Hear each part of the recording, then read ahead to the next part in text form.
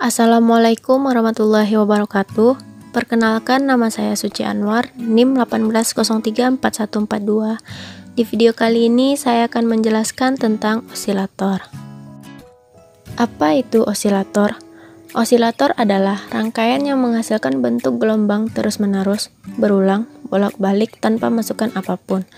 Osilator pada dasarnya mengubah aliran arus searah dari sumber DC menjadi bentuk gelombang bolak-balik yang memiliki frekuensi yang diinginkan, seperti yang ditentukan oleh komponen rangkaiannya. Prinsip dasar di balik kerja osilator dapat dipahami dengan menganalisis perilaku rangkaian tangki LC yang ditunjukkan pada gambar 1 di bawah ini, yang menggunakan induktor L dan kapasitor C yang telah diisi sebelumnya sebagai komponennya.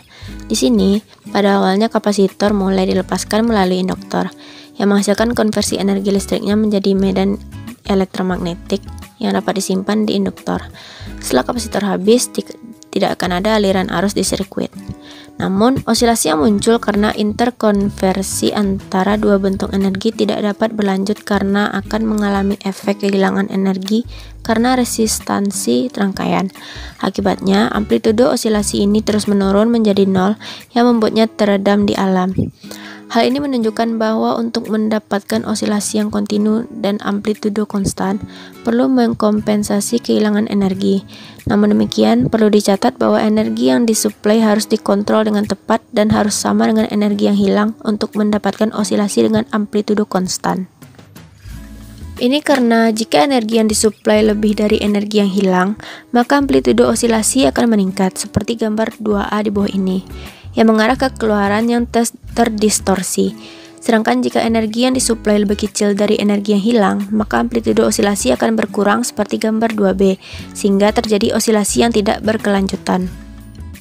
Osilator tidak lain adalah rangkaian penguat yang dilengkapi dengan umpan balik positif atau regeneratif, di mana sebagian dari sinyal keluaran diumpankan kembali ke masukan, seperti gambar 3 di bawah ini. Di sini penguat terdiri dari elemen aktif penguat yang dapat berupa transistor atau op-amp dan sinyal dalam fase yang diumpankan kembali bertanggung jawab untuk menjaga atau menopang osilasi dengan mengganti kerugian di rangkaian. Setelah catu daya diaktifkan, osilasi akan dimulai dalam sistem karena gangguan elektronik yang ada di dalamnya. Sinyal derau ini berjalan di sekitar loop, diperkuat dan menyatu ke gelombang sinus frekuensi tunggal dengan sangat cepat. Ekspresi gain loop tertutup dari osilator yang ditunjukkan pada gambar 3 diberikan sebagai G sama dengan A per 1 tambah A kali beta. Ada banyak jenis osilator, tetapi secara luas dapat diklasifikasikan ke dalam dua kategori utama, yaitu osilator harmonik dan osilator relaksasi. Dalam osilator harmonik, aliran energi selalu dari komponen aktif ke komponen pasif, dan frekuensi osilasi ditentukan oleh jalur umpan balik. Osilator harmonik menghasilkan keluaran gelombang sinus terdistorsi rendah. Sedangkan dalam osilator relaksasi, energi dipertukarkan antara komponen aktif dan pasif, dan frekuensi osilasi ditentukan oleh konstanta waktu pengisian dan pengosongan yang terlibat dalam proses. Osilator relaksasi menghasilkan bentuk gelombang non-sinusoidal atau gigi gergaji, segitiga, atau persegi.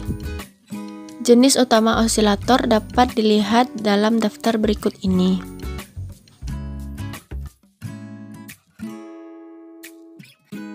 Osilator juga dapat diklasifikasikan ke dalam berbagai jenis tergantung pada parameter yang dipertimbangkan, yaitu berdasarkan mekanisme umpan balik, bentuk gelombang keluaran, dan lain-lain.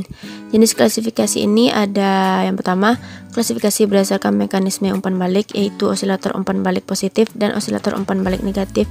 Yang kedua, klasifikasi berdasarkan bentuk gelombang keluaran, ada osilator gelombang sinus, osilator gelombang persegi, dan osilator sapu. Yang ketiga, klasifikasi berdasarkan frekuensi sinyal keluaran, yaitu ada osilator frekuensi rendah, osilator audio, osilator frekuensi radio, osilator frekuensi tinggi, osilator frekuensi sangat tinggi, osilator frekuensi ultra tinggi, dan lain-lain.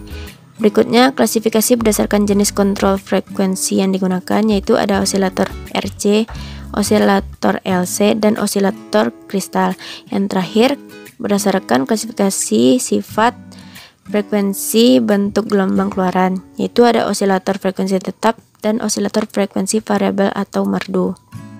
Osilator adalah cara yang murah dan mudah untuk menghasilkan frekuensi sinyal tertentu. Misalnya, osilator RC digunakan untuk menghasilkan sinyal frekuensi rendah, osilator LC digunakan untuk menghasilkan sinyal frekuensi tinggi, dan osilator berbasis op-amp digunakan untuk menghasilkan frekuensi yang stabil. Frekuensi osilasi dapat divariasikan dengan memvariasikan nilai komponen dengan pengaturan potensiometer. Berikut ada beberapa aplikasi umum osilator. Yang pertama, jam tangan kuarsa. Yang kedua, digunakan dalam berbagai sistem audio dan sistem video. Yang ketiga, digunakan di berbagai radio, TV, dan perangkat komunikasi lainnya. Yang keempat, digunakan dalam komputer. Yang kelima, digunakan untuk menghasilkan pulsa clock untuk mikroprosesor dan mikrokontroler. Yang keenam, digunakan dalam alarm dan bus. Yang ketujuh, digunakan dalam detektor logam, senjata bios, inverter, dan ultrasonik. Dan yang terakhir, digunakan untuk mengoperasikan lampu hias.